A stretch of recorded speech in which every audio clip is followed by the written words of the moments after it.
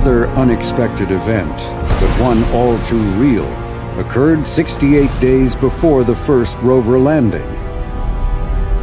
It was the day the sun erupted.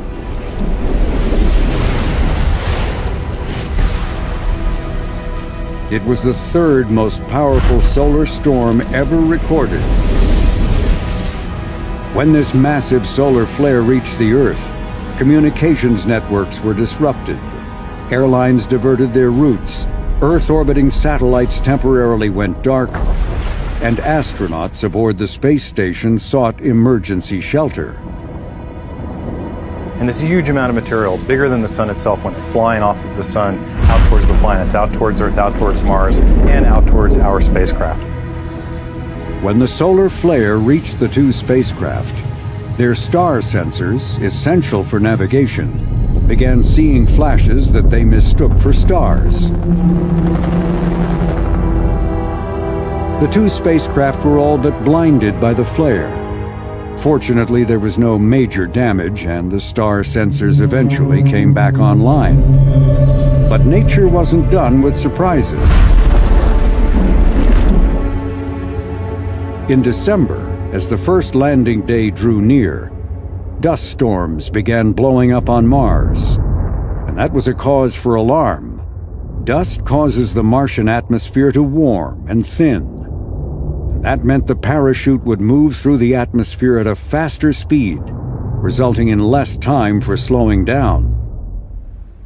To counter this condition, Spirit's parachute was reprogrammed to open 2 seconds earlier in hopes of gaining back lost time.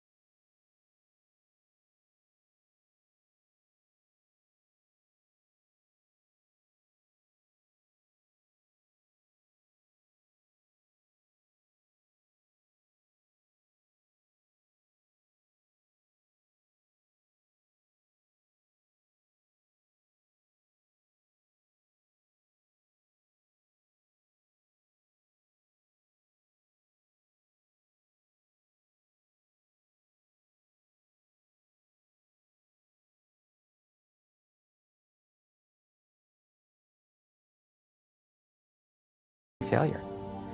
We're pretty nervous about this. More testing provided no definitive answer, leaving engineers in agony over what to do or not do.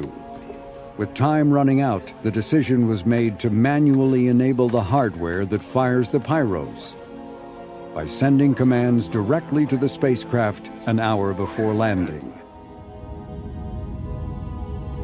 There was still more bad news coming from Mars. On Christmas Day, Britain's Beagle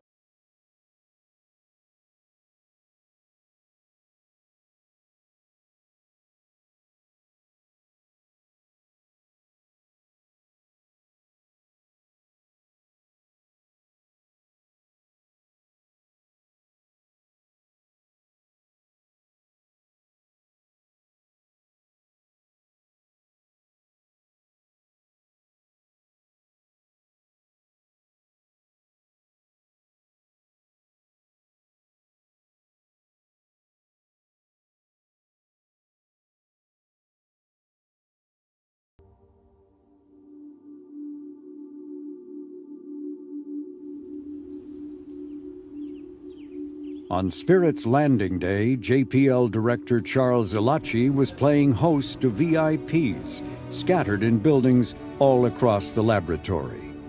So I was telling a group which are from Hollywood, this is a real thing. We cannot say cut, we cannot say we cannot say it's a simulation. This is a real thing. So you are sharing with us exactly how exploration happens.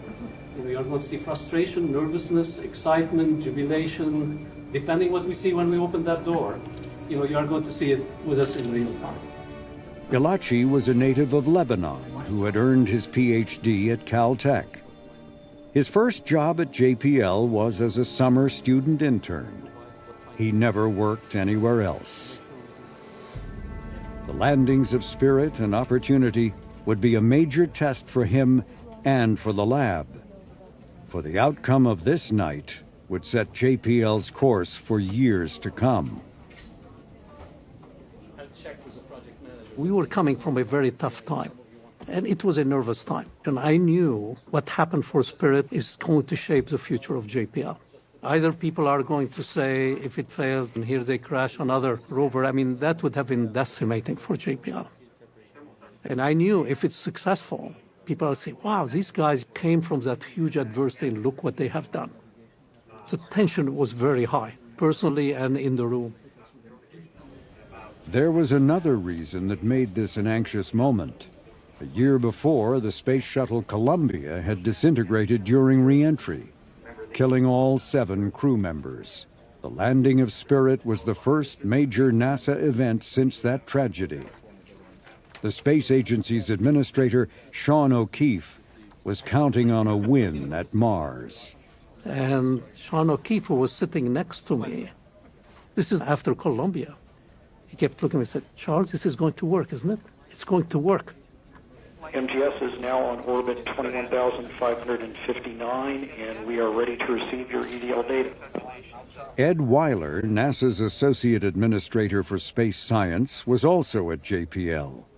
And he never missed the opportunity to refer to Mars as the death planet. There have been 34 attempts to go to Mars. 13 have been successes. It's an incredibly difficult place to land. Some have called it the death planet for good reason. It's going to be 6 minutes from hell. It's going to be high anxiety. I mean, we're working on this thing for 3 to 4 years. Success or failure is going to be determined in 6 minutes, 360 seconds. Hi, Dan Whitcomb from Reuters. I'm just wondering if someone can speak to your general level of confidence or anxiety at this point, 8.5 hours out after this point in time. You know, we've talked a lot about how we're sending a very complicated system into a perhaps unknown environment at incredible speeds. And so you may wonder why many of us here are sitting here smiling, as Pete pointed out yesterday. And actually, you know, I mean, right now, for some strange reason, I feel calm, you know, I feel ready. And I can only conclude that's because I don't have a full grasp of the situation. Today's a great day to land on Mars. Copy that. You're going through an event like that where everything that you worked for so many years is on the line. I mean, we had no control. We were spectators, just like the rest of the world. Flight sequence powered on the airbag gas generator heaters. These gas generators are the solid rockets used to inflate the airbags near the surface of Mars. Flight telecom. Go telecom. I think we see indications of the turn. Copy that. I worry that we've missed something. I worry about the thing not yet found. If it turns out that you've done something stupid, there's no forgiveness. There are a lot of poker chips on the table here. They're professional, they're personal, they're institutional. Okay, all stations, we're going to go ahead and begin the poll at this time. There's national poker chips. We cannot ignore where this happens to be in the history of NASA. All these years, this whole period of time to get to this moment will now be resolved. One item that we are tracking now very carefully is the rate of change of the gas generator temperature. It is currently creeping at a rate that would be at the maximum temperature. Copy that. This report about the gas generator is unexpected.